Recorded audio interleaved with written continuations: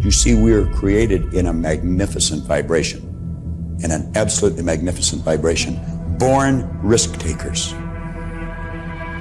Free. That conditioning takes place after birth. You can change it. It takes guts. It takes goals. How do you know something? You're sitting there watching this and you're thinking, my God, I'm going to change something. I always say, keep reminding yourself that you have tremendous reservoirs of potential within you, and therefore you are quite capable of doing anything you set your mind to. You really can. I don't care what the cynics tell you. Quit listening to some of your peers. Now all you must do is figure out how you can do it, not whether you can or not. When are you going to do it? When are you going to do it? You've got to create a sense of urgency. I'm going to do it right now. If you can see it, you can do it. But the beautiful truth is you can do anything. We got to know there is a place. There is a specific frequency. And if you get on that frequency, you're going to attract what you need to you. This is what it's all about. Why have you been endowed with such awesome powers? If you'll make a committed decision, this I'm going to do. And you don't have to know how. You do not have to know how. The second you make the committed decision, you flip your brain onto the frequency that you have to be on to attract what you have to attract to manifest the thing that you want. If you can see it, you can do it. It's got to be something you want. Wants come from inside. Act like you're already there. Walk, talk, speak, live like you're already there. Don't set a small goal. Don't set something that doesn't really wind your stem. Set it so big it jazzes you. It really gets you going. When something of a very high nature resonates with the very high side of you, you'll know it. You'll know it. You will feel it. Feeling is conscious awareness of vibration. The only prerequisite, do you want it? Not do you need it, not could you do it. The only prerequisite is, do you want it? Take the lid off your marvelous mind and dream. For goodness sake, give yourself the right to do that. Get your analytical mind out of the way. Put it in your pocket for a while. All you're doing is exploring, daydreaming. What did Lawrence say? All men dream, but not equally. Those who dream by night in the dusty recesses of their mind wakened the day to find that it was vanity. But the dreamers of the day are dangerous men, for they may act their dream with open eyes to make it possible. This I did.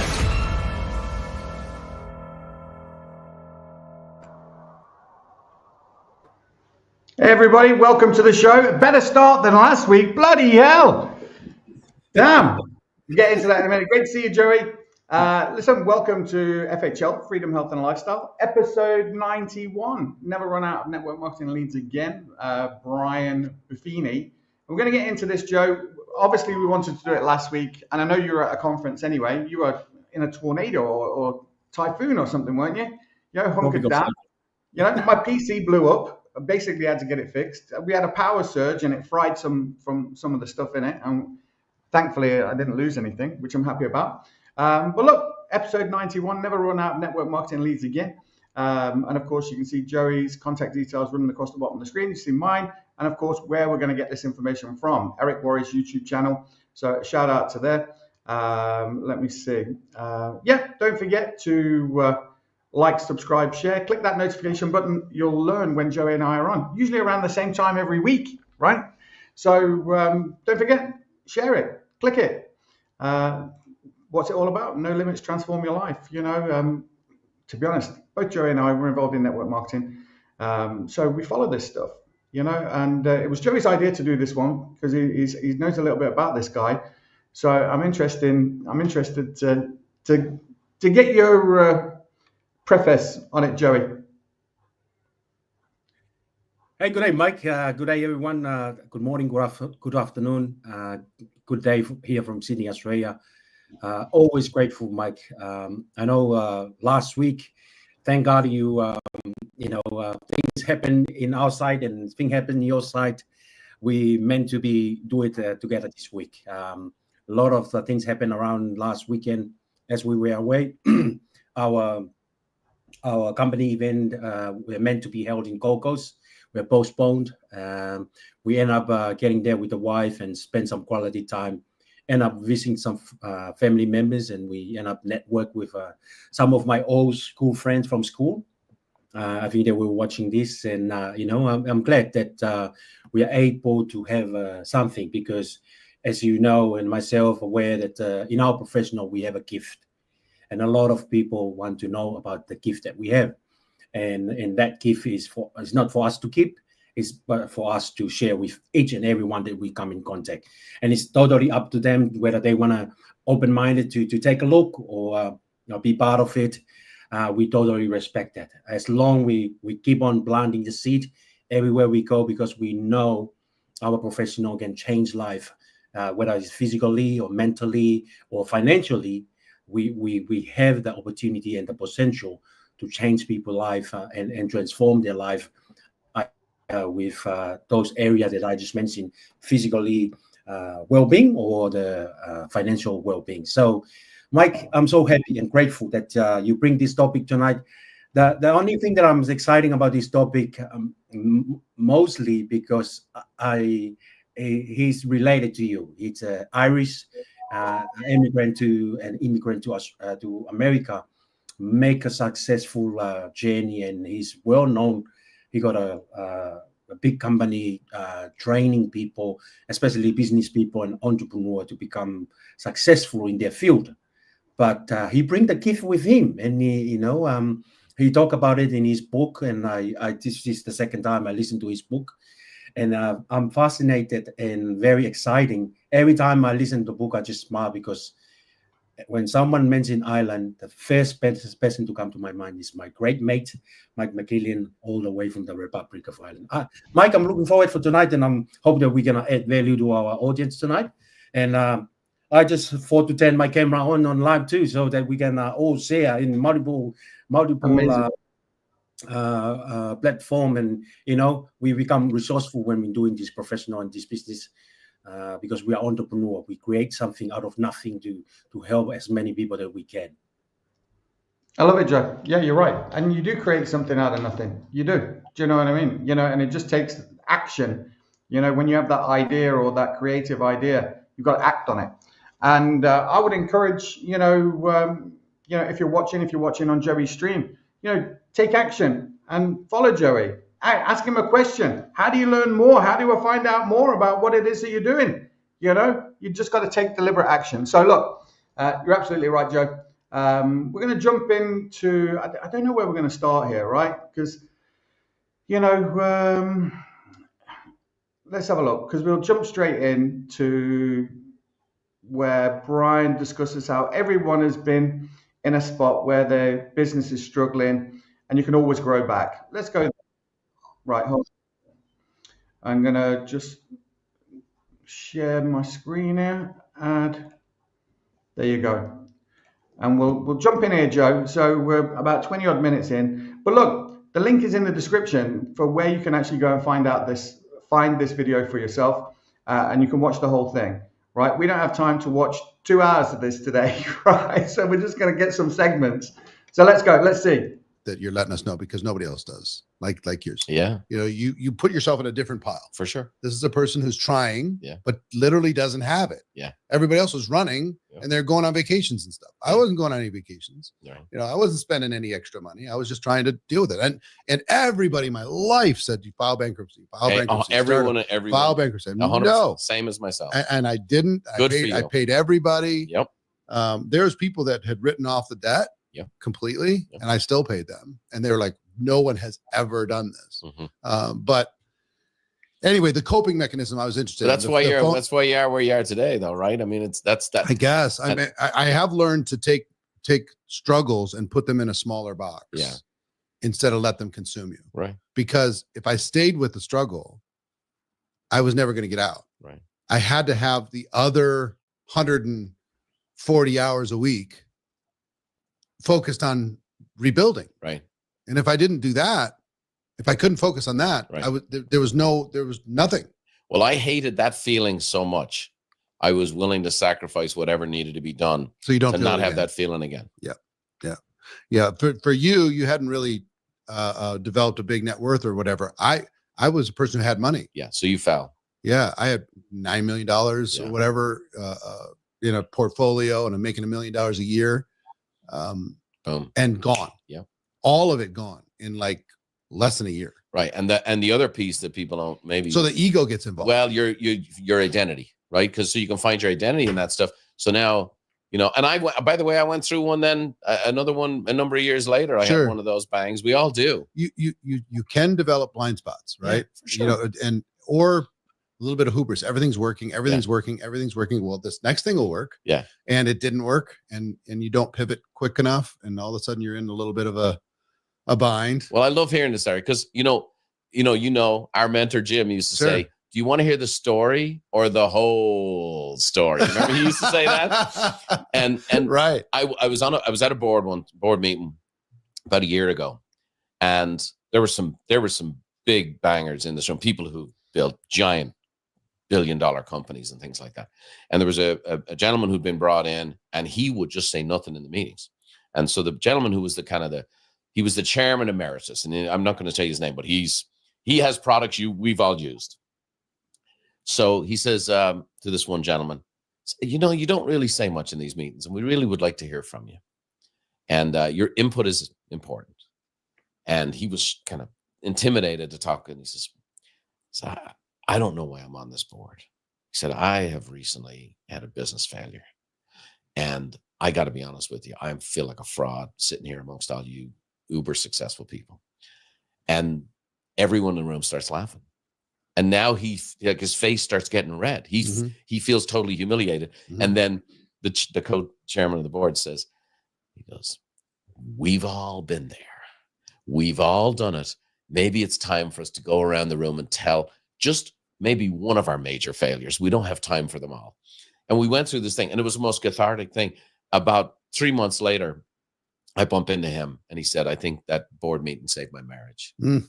Because I thought I was the only one. I was not. I was the only one. And everyone else, right? The grass is always greener. Like Eric Worre, he got this and that and the whole thing. Never had a bad day in his life. Yeah. You know, never made a wrong turn, never made a bad decision, never had any doubt, never had any fear. You know, butter wouldn't melt in your mouth. And so I had all those things. But one thing helped me. You realize in those situations who your friends are, who, you know, who's not, who runs away. Yep. You know, who calls and just says, hey, I want you to know I'm here. Mm-hmm. I talked to a guy who was in the country club, you know, which my house was in foreclosure in. Yep. And he said, Eric, let me tell you something. People like you always come back. Mm-hmm. You can never count people like you. He said, like somebody like me, huh? Yeah, yes. Yeah. Somebody like you. You're always going to find a way. Yeah. You're not going to be stopped. You're not going to be broken by this. You're just going to make it. Yeah. You know, and you got to deal with these different, you know, chirping birds who are. I had an old military guy who came by my house who was no motivational guru of any sense of the capacity. Those are the best. I used to play golf with him, and he came by, and it was Christmas. This was after we'd had I've owned 47 businesses, and one of them failed. And that one failure haunted me. I'd say it haunted me for 6 years. Wow. And he came by one Christmas, and he's bringing the little kids. I had 2 small kids at the time. And he brings by this basket and whatever else. And he just says to me going out the door, it's not how hard you fall, it's how high you bounce. Closed the door and walked out the door. Is the late Tom Kelly. And now those words stay with me for the rest of my life. And, you know, that's the beauty. And I love, you know, talking to you and, you know, listening to your story as well. It's like people just have to find courage in that and encouragement in that. And the most magical thing is, if they can do it, I can do it. Yeah.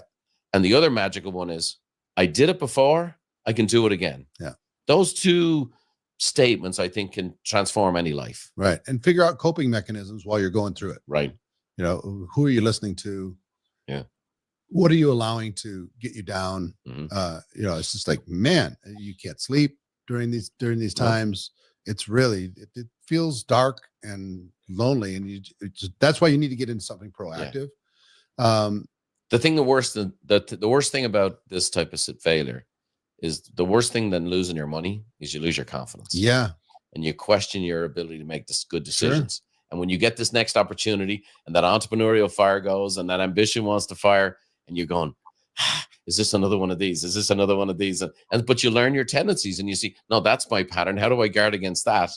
Right. And then, okay, I'm going to slow down. It might be a bit more thorough this time. I might do a business plan that's real, you know, whatever it is. But like I did do it before and I can do it again. That's why I think it takes 6 hours to put a bad deal together and 6 years to recover from it. Yeah. Bad deals can show up really quick, or bad relationships in business can show up really quick. And what's funny for me is coming out of that situation, I tried to get it all in a couple of years of what I had lost. Yeah. So I was swinging for home runs. Right. And that was a mistake as well. So I had to let that go. Right. And start hitting singles. Well, psychologically, that's right. It's called homeostasis. Homing pigeon wants to return home. I was just like, this is not right. I got to get back to my 9 million. I got to get back to my $1 million a year. I'm going to buy a house on the same street where I got it foreclosed. Yes. I used to ask my friends, like, hey, do you have any ideas on how to make $1 million a year? And they laughed and laughed. And like, well, yeah, add 20 years to a good idea and work your butt off and don't get paid for a long time. Yeah. Oh, that's how you do it.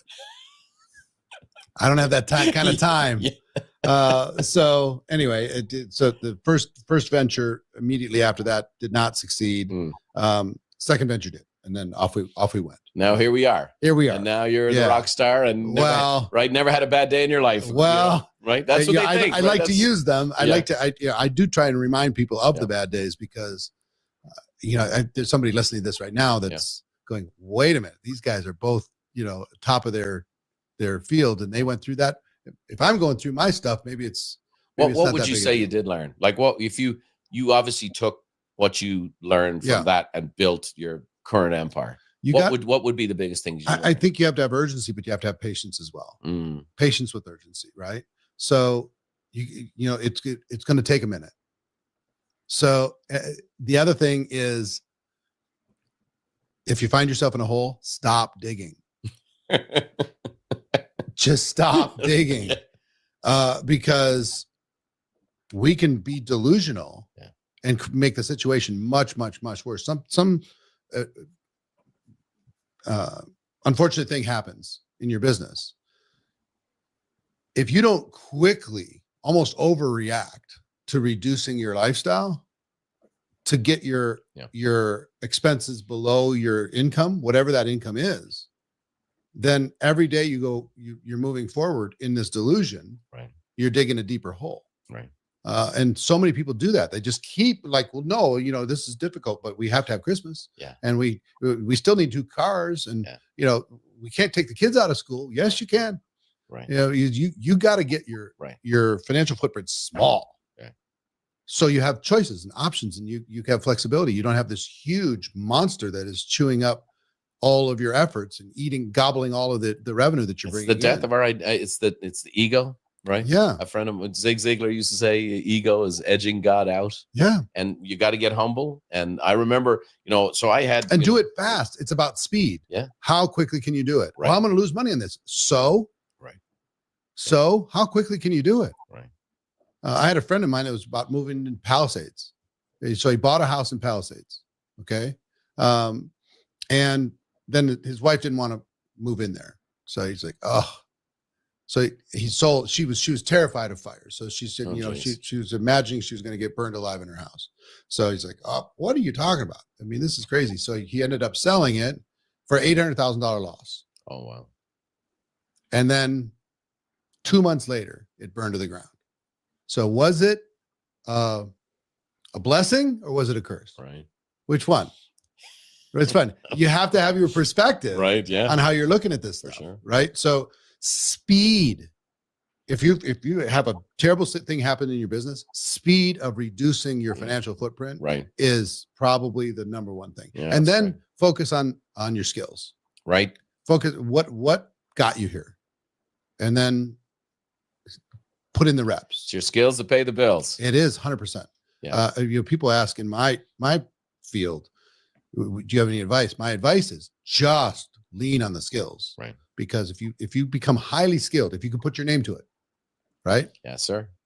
Then you're gonna have more confidence. If you have more confidence, you're gonna take more action. One of the things we're dealing right now, I have 6 kids, right? So I have this gamut of ages. So I'm around all their friends, and a number of them are disillusioned, right? The average age of first-time buyer right now is 38. Really? 38. I mean, how old were you when you bought your first house? Oh, but I don't know if we'd call it buying. Yeah, right. It was like, they put my name on a piece of paper, but I didn't ever feel like I owned for quite. Yeah, it was in my 30s. Yeah. Okay. Well, and I would say a lot of people, our age did it younger, and now every year is going on, and so they're getting further and further away. And think about it, like, what did you have to? A house was $250,000. You had to save $25,000, and it was more money back then. But you ground and ground. Now you want to buy a house, depending on what city you're in, it could be $500,000. And I'm 26 years of age. So what's happening is, and we've seen all these studies where millennials are going, okay, I'm a little overwhelmed at the prospect of this, so now I'm going to swing for the fences. And so that's where the online betting has gone through the Richter scale. More spent on online betting than in investing and saving. 100% in the United States. And last why? year. The answer is why? Because they're the speed issue. The speed like plus dopamine. Yeah. Right. Yeah. Right. It's the dopamine for sure. But it's going to be a grind. If you want this bad enough, you're going to have to sacrifice for it. Yeah, I feel like it's overwhelming. Now I'm gonna put it all on black. I'm gonna put it all on the Raiders. I'm gonna put it all back on the hockey game. And what's happening is, as you and I know, the compounding cycles are where fortunes are made. Yeah, and people don't understand that. I had this lesson taught to me when I was 23. I had 18 jobs before I was 23. I was just like a screw off. Did everything that you can do minimum wage. Yeah. And I sat down with this guy. He was involved in real estate, and he had like 3 or 4 different businesses, very successful. And I said, I want to change my life. I'm sick of this. He said, can you get 0.3% better a day? I'm like, well, that's not that much, I suppose. Yeah. Can you do it every day? Yeah. Okay. If you do that, it's 100% year one. On you, 200%, through 400%, 800%, 1,600%, 3,200%, 6,400%. Yeah. And 6,400% was like 7 years in. 7 years in, I made $1 million. Right. Because I was willing to do those little grindy things, compounded. Yeah. Right. When other people weren't. Yeah. They were either trading time for money, or they wanted everything now. Yeah. Or they went down the road that Jim Rohn used to talk about. I want to do a little bit less, get paid a little bit more. Right. Yes. The end of that road is do nothing and get everything. Exactly. Yes. And that's where half of our society is. Right. They want to do less and get a lot more. Right. So they'll go on strike for it, and they'll do all kinds of stuff for it. And, I mean, Albert Jim Einstein used to say you can't get rich by going on strike. Right. You have to go get it. You got to go earn it. But you're the asset. That's the other thing that I realized. You're the asset. Right. And if you develop work harder on yourself than you do on your job. Exactly. You'll go from making a living to making a fortune. Yeah. And there were all these rhymey things that were almost cliches, and people tune them out, but they're real. True. They're real. Made me a fortune. Yeah. Here we are. You and I are kind of disciples of Jim Rohn and many, many others that I've met. Yeah. And how many men and candidly, because Jim and I became friends, and he spoke at a bunch of my events, and we did a bunch of stuff together. Yeah. And the amount of people, the wild thing is the amount of people he produced that went on to have far greater success than he ever enjoyed in his life. And he didn't mind. He didn't mind at all. And he didn't mind if you quoted him without giving him credit. Right. He didn't mind any of that stuff. He didn't even focus on that stuff. I always did. The last time Jim Rohn, I was the last person ever to have them on stage together. Jim Rohn and Ziglar. And we were at the Milk House in Disney World. I think I was 5,000 people, and we put a stage in the center, and they were the crowd was around us, and we had the 2 guys together. And before Jim passed, it was and I never forget it, because Zig's the motivation guy, and then Jim, and I loved them both. They were both like fathers to me, but Jim was really influenced me with my philosophy. And Zig's doing his whole motivational thing, and it was great. And then Jim turns on, never forget this. He goes, Zig, if you motivation alone is not enough. If you take an idiot and you motivate him, now he's a motivated idiot. Yep. It's just the best. The absolute best. Do you remember TPN? Yeah. That was my company. No way. Yeah. Are you serious? Yeah, myself and my partner, we founded that company in '94, and Jim was the first person that you were signed. years ahead of. We were ahead of our time. You were. Sure. We got lucky. We were able to sell the company to in '98 to 99 to another company. So that was my first real money I ever. My sister worked for Bono, and she was Bono's masseuse. My sister's a great masseuse, and she traveled with U2 for years. And Bono has a phrase that was very powerful. He said, "Good ideas get better over time." Yeah. And you had a great idea. Yeah. And over time, that idea is now alive and well in many capacities. Streaming what's interesting services. though? I've spent. I don't know if anybody spent more than me trying to popularize personal development. And the truth is, personal development is pretty small. It's a small space, but it's the glue of so many spaces. Yeah. It's the glue in the real estate business, personal development. It's the glue in network marketing space, personal development. So it's glue. It's really good glue. Yeah. But as a standalone by its own thing, it's not a tremendous business. Yeah. So because everybody says they want it. Yeah. No, people are not willing to be developed. Right. You know, it takes somebody hungry. Yeah. It takes somebody willing. Takes somebody coachable. And when that student's ready, the teacher shows up. Most people want to change their circumstances, but not themselves. Exactly. You know, I'd like my situation to be different, please. Right. You have to be different. Yeah. No, so, I mean, I'm fanatical about it. I mean, my favorite subject in school was history. Yeah. And so coming to America as an immigrant and looking around, and you're like, oh my gosh, this is amazing. And I started studying it all, and it was Rohn was my first introduction. But then I want to know, well, because he would quote people, and I'd read what he quoted, and then I would, he would quote Earl Nightingale. My studio is called the Nightingale Studio. Is it really? Oh yeah. And where's that? In Carlsbad in San Diego. Wow. So yeah, I had his widow come out and christen the thing and whatever. So I'm really into this, right? And Zig and Jim and all those guys. But to me, it always goes back to Russell Conwell with the Acres of Diamonds. Acres of Diamonds. This is the wow. This is the only known first edition of Acres of Diamonds, and it's a tattered mess, but but it's the only one that's known from Conwell. Right, we might have a bidding war on this here. I might make you an offer you can't refuse. Come on. Isn't that something? It's always hard to buy anything from a guy with a plane. Yeah, right. But yeah, I mean, it's. All right, Joe, I just want to get your thoughts on what you've been listening to so far. Man, Mike, I did take a lot of a note, and with some of our audience that watching this, one of the things that we do, we take note. We always stay as a student, and that's what we learn as an entrepreneur. We never move away from student. I think we learn until we die. When we grow up, traditionally we thought we can't wait to finish high school or college or university just to get out of the education system. But when we become an entrepreneur, we realize that we have to grow every single day.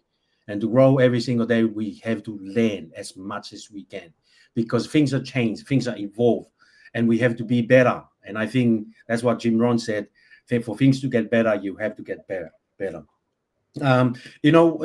Mike, what I really admire, I start doing a live now, and recently, just a couple of days now, and I start with a topic like why I migrate to Australia, why I make the decision to join the army.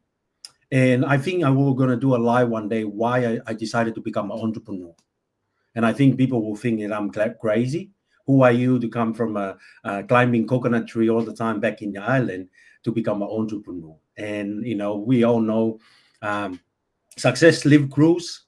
And, when you surround yourself, when you learn to invest time, money in the people that they have the success that you want in life, you will surround yourself with their networks. There's a word that proximity. When you follow a leader, follow a mentors, you not only follow him, but you are allowed to follow the people that become their disciple and become a teacher and become successful because of their teaching. And I like how they share about their failure. None of them were, in the position where they are now by just going smoothly. Most of them fail many times, and because they don't give up and don't, they stay in the course. They plan to and review and adjust, the set of their goals and the course, and they're just moving forward in the direction where they want to go. That's where they want to go. That's where they are now, because they lay out the blueprint. It was not easy because they start like us, and that's the some of the vision that I capture from becoming an entrepreneur.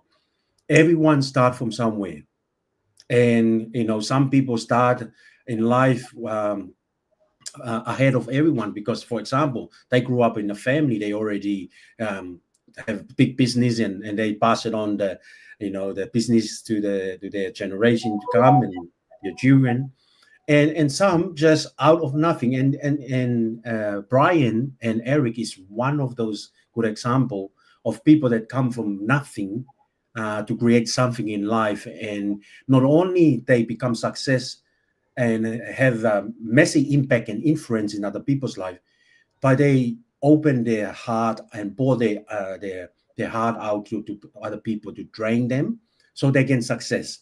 And they use that same example from Jim Rohn. They are a disciple of Jim Rohn. They are the student of Jim Rohn. And Jim Rohn have drained a lot of successful entrepreneur, and they earn more money than him, successful more than him, and he don't mind it at all. Traditionally, we don't want other people to get ahead of us. We don't want other people to have more success than us. But in the entrepreneur world, we want everyone to get ahead because we want everyone to win in life, because we all start from somewhere and we're going somewhere.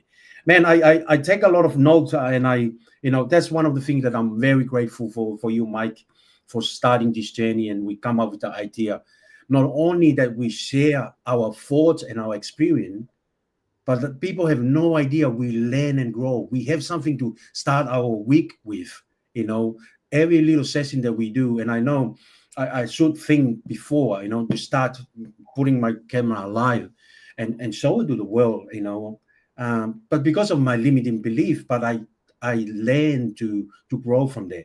I liked what he said. One of the person said, it's not how hard you knock down, but how hard can you bounce back. See those little in life. When you heard about it, you heard about that in sport motivation from coach and stuff like that. But when you heard when you do business and you heard it from successful people, it's so true. And Mike, I've been 3 years in the business of network marketing. Oh, Mike, people come and go, and I've been struggle with people try to impress and leave an impression of increase in my team members, and to get them to stay in the course, don't quit. Everyone's different. They don't see what I see, because you know why, Mike? Because you and I put the effort to turn up, to show up, to read the book, to listen to the audio, to watch the video of how can we get better. And all those personal development, it's come down to a simple word for me: to get better. And if we get better every single day, whether with our health, with our relationship, with our faith, with our business, things will change to get better in life. And it's not going to happen overnight, but it's going to happen over time. And I like how they open up, telling their story. They've been through some dark time in their journey in entrepreneur or building their business. And the thing I like, it's relatable. It's remind me, if you want to become an entrepreneur, this is the cost you're gonna pay. You're gonna be lonely. You're gonna be, people don't want to listen to you, and I like, Mike. This is a true fact that happened to me, and I think it's same with you. When you get down on your business, when you try to build your business, and you try your best, and you fail how many times, this is the measure and the true indicator of who's your true friend. There, that when you are, when I have things in life, I have a lot of friends. When I don't have things in life to share, people disappear in my journey. But I know one day, and that's what Jim Rohn said. I just invite you to come to the meeting because it doesn't matter to me, but it's matter to me because we are friends, we are family members, and we have connection. It doesn't matter to me if you join or not, but it's matter to me because one day, a few years from here, I become successful. You will send me a message or tell me. You never ring up, you never pick up the phone, you never send me a text message, you never share with me what you do, and now you become successful. And that's the thing I don't want people to say to me. And I tell everyone, I just tell everyone. But my ideally and my philosophy, just plant the seed everywhere you go. You never know. The law of average, you plant. If you plant good seed, whether it's a good product or good services, unfortunately you fall into good soil. And that's the good book. The Bible said in the parable of the sower and the seed. That's what's going to happen. The law of average, it will happen. That's the law. That is the law. If you plant enough good seed, some will take away by the bed, some will take away by the thorn, some will take away by the sun, but it will fall into good soil. And when it's fall into good soil, it's going to be explode. Some will be multiplied by 20, 30, and 50, and some will be 100 and 1,000 and 1,000. And that's the vision we have in network marketing, because we know when people capture the vision and the benefit of doing this business, and they do it in the right way, an ethical way, coming from the heart, it will explode. And like the I will finish up with the book Think and Grow Rich. When rich start to come, you have no idea where they come from. So keep working on yourself. Stay persistent. Still stay turn up, and just have faith and let go sometime, and let God help you to do the thing you want to do in life. Let go and let God. Love it, Joey. You're absolutely right. And what was interesting, that your man was saying skills pay the bills, which is just a nice thing to remember, right? And we all have skills. Even if you've just got a traditional kind of job, 9 to 5, you've got certain skills in that job, But I think when it comes to being an entrepreneur like you sometimes you have to learn new skills, right? The skills that you're learning, and that's what you're talking about. You're talking about, putting the work in on yourself, and learning new things, trying new things, making new approaches, learning how to talk about what you do, how you do it, what someone can expect, building a dream for somebody else, So, and I did like that as well. It's not how hard you fall, but how high you bounce. Look, yep. I get that, and like I've been there. I've absolutely been there. As somebody who left school at 15, dug holes in the road, worked my way up to the pinnacle, of construction before leaving, to do my own thing, to then be massively in debt, almost bankrupt. I know exactly what he's talking about, to the point where, I owed tens of thousands of, euros, to different people and everything else, and to be at the lowest point in my life. Then 6 months later, to have it all paid off and have money saved in the bank and starting a new business, so you can, like failure can be hard. It can be hard on your confidence. Yeah. But then, when you're at the bottom, Joey, there's only one place to go, and that's up. Yep. And sometimes you just need to give yourself a good kick up the arse. Yeah. Like it's great when you're winning, you give yourself a pat on the back. That's great. But when you're losing, you've got to give yourself a kick up the arse, pull your socks up and get on with it. I kind of was thinking about something the other day. I was thinking about purpose, and we're all looking for this mystical thing, this purpose. What's my purpose in life? And then it dawned on me, Joey, that, you live in your purpose. Purpose is deliberate. Purpose is done on purpose. It's done on purpose. The action that you take today is done on purpose. The person that you speak to or invite to a meeting or invite to learn about the products that you share is done on purpose. It's deliberate. You're living your purpose. You're living in action, you know? So like, I'm starting to understand this purpose thing. When I look back on my life, I can see where I was living in purpose. I can see where I did things on purpose. I can also see where I was taking no action whatsoever, which again is on purpose, you know. So you kind of, you know, you find your purpose in the present, and you can also see it in the past, you know, and you can see where you've been deliberate. You can see where you've been on purpose. You can see where you've been living in purpose. You know, like if you're going to a job right now that you absolutely hate, if you're in relationships that you actually, you know, don't like, I'm here to tell you, you're doing it on purpose. You're staying in that job on purpose. That is your purpose then.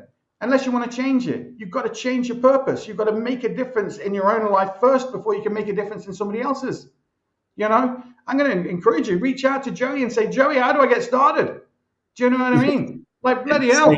You, Mike. Do you know one of the things, Joe, when I worked in construction, right, and I was successful in construction, I was managing multi-million-pound contracts and everything else. And when we go to a new job, you'd see the client, and the client would say, you know, because I was only young, right? So I was successful at a young age. And the customer would be asking me questions, and the first thing I'd say to them is, "Oh, I fucked up bigger jobs than this one. You know, this could be a multi-million-pound project." And I'd be like, "Oh, I fucked up bigger jobs than this one," and it would relax them. You know, they'd be like, "Oh my God, thank God for that. You've done bigger jobs." You know, like, you know. So, and it's true. You've got to have confidence. You know, and you lose confidence in your failures. There's no doubt. You know, when you fail, and I have failed. You know, it hurts you, but it's an opportunity to learn, Joey. You know, you're not failing, you're learning. You're learning what doesn't work and what you can do differently. You know, speed of recovery he was talking about as well. You know, so when you have lost and you've got to cut your losses, you know, how quickly can you recover? And he was talking about, you know, you've got to have patience with urgency. You know, like bloody hell. Like there's so much information in here. Look, if you want to know where you can find this, you know, you can go to youtube.com/Eric Worre, and you'll find all of the interviews that he's done here. In fact, I can just show you quickly. Can I show you? No, I can't show you. I will do before the end, though. I'll show you his page. But, you know, go here and you know, listen to some of this stuff, even if you're not interested in network marketing. You know, the business advice or the life advice that you can get from these people who are succeeding, you know, who are winning. But they're not just talking about winning. They're talking about, you know, the lessons that they've had to learn to get to the top. It's not easy. Do you know what I mean? You know, if it was easy, everybody would be doing it, Joey. You know, and that's what makes you a winner, because you've got that stickability. You know, you do it every day, even when you get knocked down. You bounce back up and you go at it again. You learn something new. You know, and that's what makes you strong. That's what makes you a champion. You know, that's the difference, you know, and everybody has that same thing inside of them, that desire for more, for better. They just need a better vehicle. You know, the vehicle that you have, excuse me, is a great vehicle. The vehicle that I have is a great vehicle. You know, you have to find the right vehicle for you. Maybe it's the one that Joey's got. Maybe it's the one that I've got. It doesn't really matter. But you need to find that thing that you can be passionate about, because as soon as you become passionate about something, that's it. Doesn't matter. You know, if you're passionate about a product, or if you're passionate about a service, you know, you fall in love with that service, you fall in love with that product, you know, you're going to use that product forever. You're going to keep it forever. You're going to tell your friends about it. And that's what it's about. You know, network marketing, you know, to quote Linda Proctor, is about building an organization that product moves through. You know, that's about you finding something that you're attracted to, that you want to be able to share and tell the world about, you know, whatever that is. Anyway, you're the asset. That's also what he said.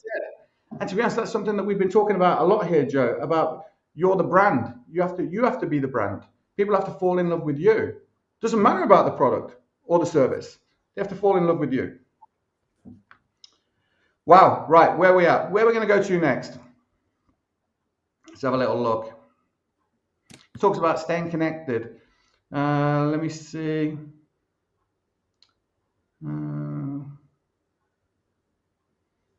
We'll have a quick listen to this, Joe. It's where he's talking about debt. Let's see.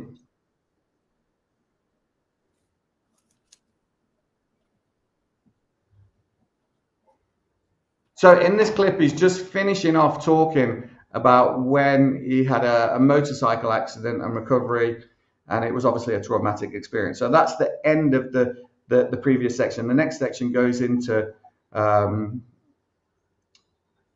managing overwhelming debt, things like this. So in Europe, you hear these terrible stories. In America, they leave you on the side of the road. Well, I got brought to a hospital and I'm all jacked up. They thought I'd broken my neck. It was a head-on motorcycle accident. And so never touched the brakes, split the helmet, the whole thing. Wow. So I get to the hospital and they go, sir, do you have insurance? And after they stabilized me, they put me back on the ambulance and took me over to UCSD Medical Center, which was where, on floor 7, Ward 7, never forget it, 1986, October 30th. And it was where they were treating the local prisoners. Now, they might have thought, hey, Irish guy, prisoners, they'll get along great, right? Similar family. So I went there and I had no insurance and nothing. And so, you know, it was a hard scrabble kind of deal. And Medi-Cal covered it. They gave me a chance until I eventually paid them off. Wow. But I eventually they put rods and screws. About 8 weeks afterwards, they did all that. Now I had to stay. So I actually didn't choose to live in America. America kind of chose me. Yeah. So now I'm 19 years of age. I don't know it at the time, but I'm a giant medical bills coming. To the point that literally the ambulance chasers, the first ambulance chaser I ever connected was the guy who actually were the ambulance companies. And here's your $18,000 bill. And this started. So I owed how'd you handle it? Well, you owe $200,000? $252,000 in 1986 as a 19-year-old. Yeah. And your dad's a house painter. Yeah. It was a grind. So I actually had a bicycle and I rode around town and I did paint jobs with my leg in a cast. Wow. I did that for about 6-7 months. And then one day I saw a sign in the window that says, we'll train realtors for free. And I go, great, that's about how much I have. Well, before we get into realtors, so I want to get into real estate, which is great because that's what you're known for. Yeah, right. How did you keep the wolves away from the door? I'm really interested in that. Well, it might have been my first objection. Because I had a strategy. Yeah, okay. I had financial Armageddon happen to me around 2001 to 2003. Oh, really? Terrible. Like the worst. I wouldn't wish it on anybody. Wow. It was awful. Debts went crazy and income went away. Yeah. It was nuts. But I had a specific strategy of because the only way so I wasn't going to go crazy. Right. So I'm curious what yours was. Well, I had a couple of things, which is I'd get these bills coming in the door. Yeah. Now I'm They're now, calling, yelling at you. Like I'm talking about at one stage I had 3 grapefruit in my refrigerator. That was my net worth. Well, okay. And they're calling me and they're like, and I'm a stranger in a strange land. Yeah. Like I don't know how this works. Yeah. And my phone is blowing up and you said you'd pay. And then they all went over to the bill collectors. Like I didn't know about personal injury attorneys or anything like that. I mean, I was nothing. Yeah. So the bills would come in and I would put them on a little mantelpiece and the new bill came in, I'd put it in the back. And when the bill fell off the front of the mantelpiece, I read it. Okay. So then I finally, and by the way, it was around that time, I met a guy in the hospital who gave me Jim Rohn's book. And I first started reading the Jim Rohn. And he was talking about your mind and the philosophy and whatever else. And I'm desperate. So I came up with this concept that I said, I'm broke one day a month. 1 day a month, I'm broke. The other 29 days of the month, I'm debt-free. Because I was so consumed by worry. Yep. I was so stressed out. I'd never owned anybody a thing in my life. And I'm being set upon. So I said, the day I have to pay the bill is the day I'm broke. And other than that, I'm not. And so I would call on the day I was broke, usually the end of the month, and I'd call them proactively and said, I don't have the money this month. I'm going to call you next month. And put it down on the calendar and I'll call you. And whatever I can give you, I can give you. And they were so shocked that I was calling them proactively. And I put it on, set the expectation. And sometimes it was like, I owed them 18 grand and I sent them $100. And I said, I'll call you on this date next month. And I lived, what I did was I didn't paralyze myself the 29 days I was broke. And I was depressed one day. A few Guinnesses because it was all day on the phone calling people I had no ability to repay. Yep. but it also set for me in that time that kind of resolve. So I also was 19, didn't know anything. So I really wasn't falling from something. Like you're in 2000s, Yeah. you probably had already achieved quite a bit. I had a ton, and it all went away. Yeah, amazing. That's rough. So what was your system? Very similar, because you'll go crazy.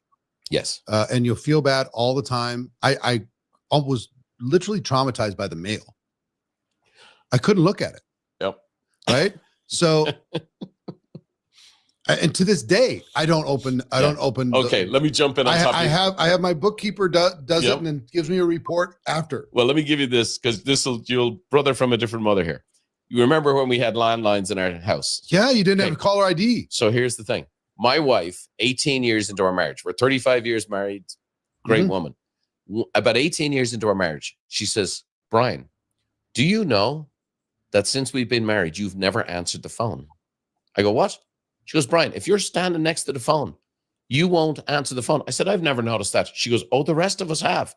And so I know you know what I'm talking about. 100%. I had no knowledge of that, but you talk about the mail. Yeah, the mail and the phone, both. Yeah. Then they change colors. The mail. Yeah. It turns orange. It turns red.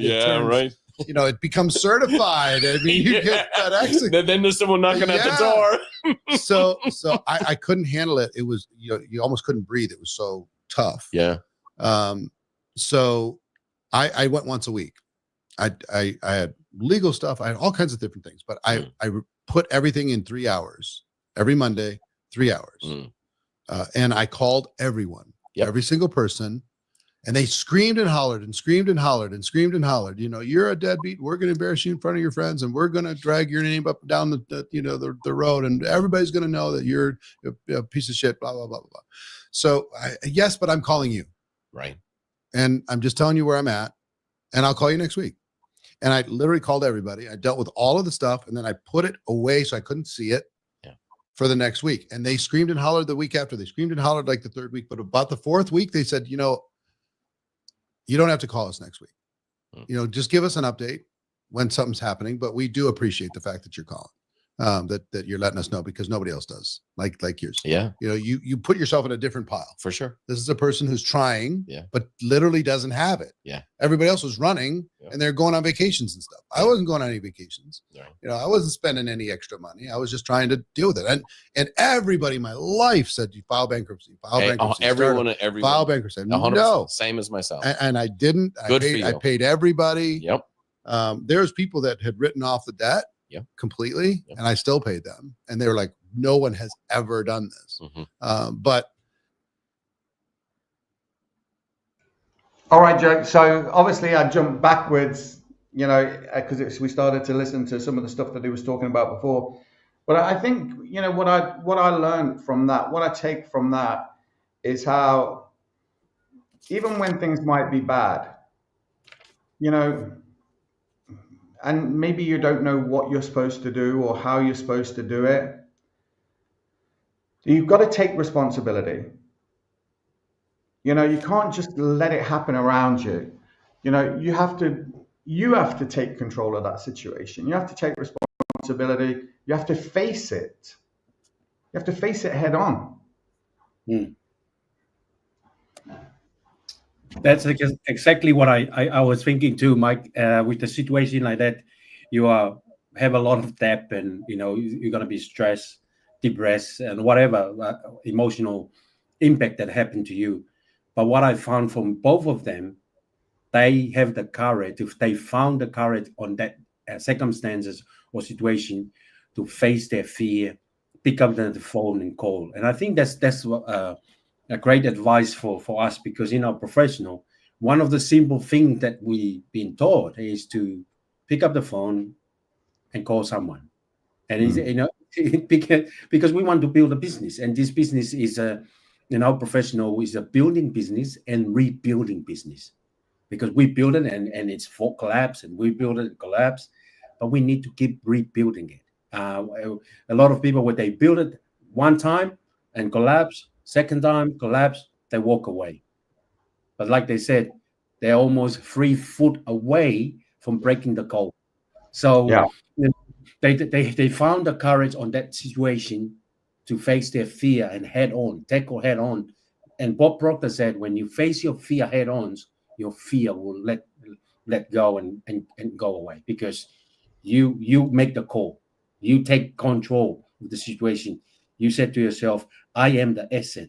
I can do this. I am God's highest form of creation. No one will stop it. I can do this. I will do this. No one will stop me. Brilliant, Joey. Brilliant.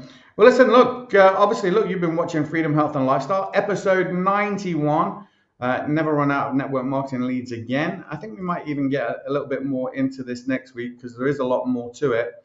And of course, don't forget, if you want to find out, just go there yourself right now. You can go to youtube.com/@Eric Worre, and there you'll find all of his videos. This one's quite close to the top, so I'd recommend you go and take a look. And of course, look, don't forget to like, subscribe, share, click that notification button on. I'm about to get Joey's final thoughts, and I love Joey's final thoughts, right? You probably thought he was going to get away with it, but no, I want to hear what Joey's got to say. So obviously, you know a little bit more about this guy. I'm going to carry on listening to him and learn it, because they've all got great stories, Joey. And, look, I'm not being funny, but, they're not better than me. They're not better than you. They still put their trousers on the same way as I do, just one leg at a time. Do you know what I mean? They're not special, but they do things in a special way. And it's about understanding that. For me, it's about understanding what someone is doing or how they're doing it. And usually before you get to the doing stage, it's about how they think. And these videos give you an insight into them, into how they clearly, they spend a lot of time on their philosophy, on how they think.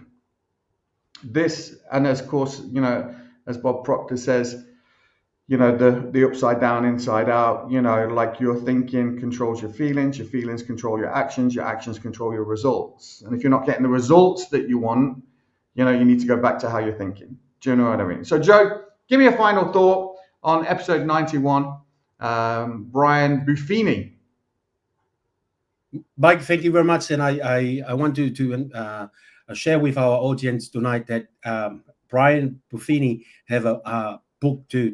It's called the Emigrant, EMIGRANT, Emigrant Edge. Great book. If you can have the physical book, have the audio, buy the audio.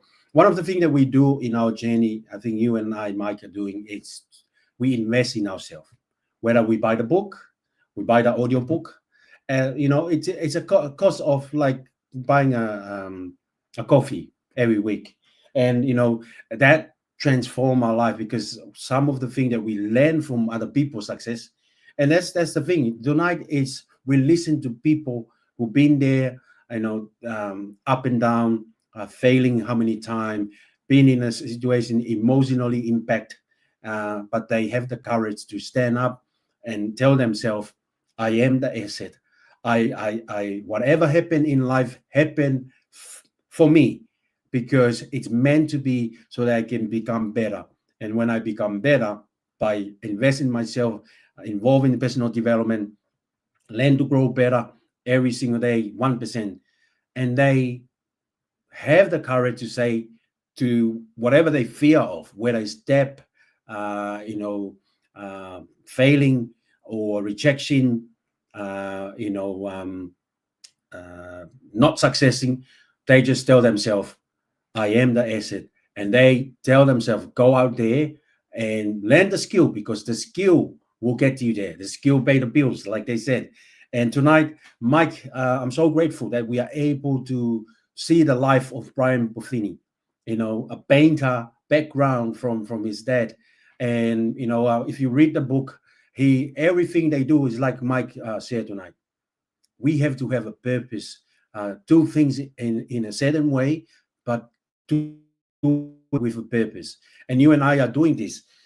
Mike, we don't have to do this. And I know you're a very successful entrepreneur. You build a big business back in Ireland, and you don't have to do this. And I don't have to do this, because, we both have something in life that we work on it. And we kind of said, if we sell everything, we'll be able to enjoy the lifestyle that we have.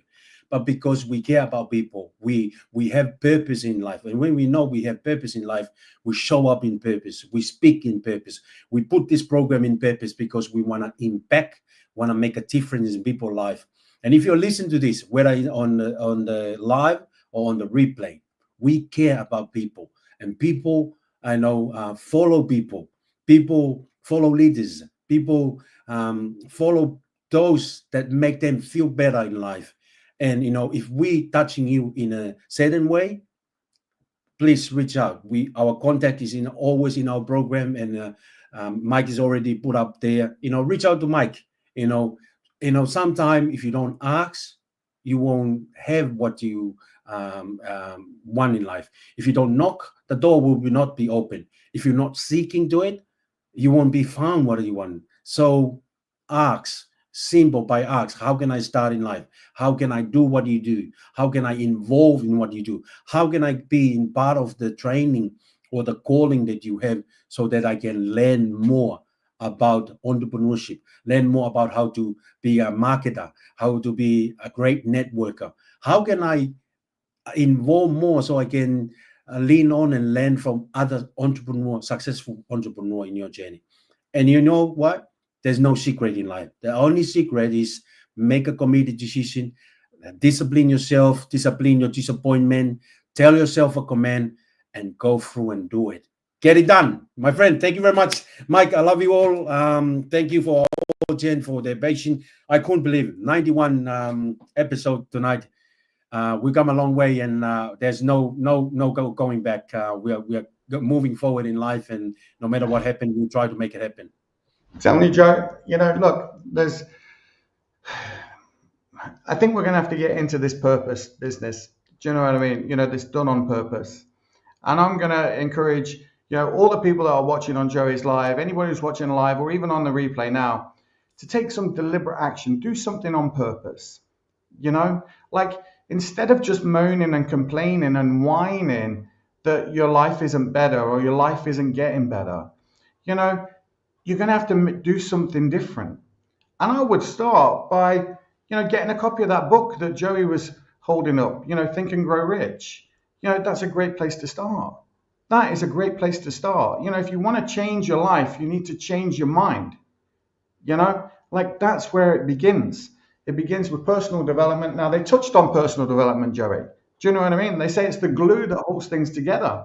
The truth is, if you've got that shit job, if you hate that job, maybe you just need a different, to position yourself differently, in what you're doing or how you're doing it. And instead of thinking you've got this shit job, why don't you go in there and try and make a difference in that job? Try and be better. Try and be more valuable to that organization that you're in. You might start feeling better about yourself, So I'm going to encourage you to do what Joey says. Reach out, get in touch, and let us show you a different way of doing things. I'm not asking you to quit your job. I'm not saying you should do this. I'm saying just take a look at what we're doing. Take a look at what we've got. My name is Mick McQuillan. Great being with you. Great to see you, Joey. You're a superstar. I'm so proud of you, buddy. Right. We're going to fit everything you need to know is in this video, right? Everything you need to know is in this video that we're going to watch. So see you next week, guys. You see, we are created in a magnificent vibration, in an absolutely magnificent vibration. Born risk takers. Free. That conditioning takes place after birth. You can change it. It takes guts. It takes goals. Do you know something? You're sitting there watching this and you're thinking, by God, I'm going to change something. I always say, keep reminding yourself that you have tremendous reservoirs of potential within you, and therefore you are quite capable of doing anything you set your mind to. You really can. I don't care what the cynics tell you. Quit listening to some of your peers. Now, all you must do is figure out how you can do it, not whether you can or not. When are you going to do it? When are you going to do it? You've got to create a sense of urgency. I'm going to do it right now. If you can see it, you can do it. But the beautiful truth is you can do anything. We got to know there is a place. There is a specific frequency. And if you get on that frequency, you're going to attract what you need to you. This is what it's all about. Why have you been endowed with such awesome powers? If you'll make a committed decision, this I'm going to do, and you don't have to know how. You do not have to know how. The second you make the committed decision, you flip your brain onto the frequency that you have to be on to attract what you have to attract to manifest the thing that you want. If you can see it, you can do it. It's got to be something you want. Wants come from inside. Act like you're already there. Walk, talk, speak, live like you're already there. Don't set a small goal. Don't set something that doesn't really wind your stem. Set it so big it jazzes you. It really gets you going. When something of a very high nature resonates with the very high side of you, you'll know it. You'll know it. You will feel it. Feeling is conscious awareness of vibration. The only prerequisite, do you want it? Not do you need it, not could you do it. The only prerequisite is, do you want it? Take the lid off your marvelous mind and dream. For goodness sake, give yourself the right to do that. Get your analytical mind out of the way. Put it in your pocket for a while. All you're doing is exploring, daydreaming. What did Lawrence say? All men dream, but not equally. Those who dream by night in the dusty recesses of their mind waken the day to find that it was vanity. But the dreamers of the day are dangerous men, for they may act their dream with open eyes to make it possible. This I did.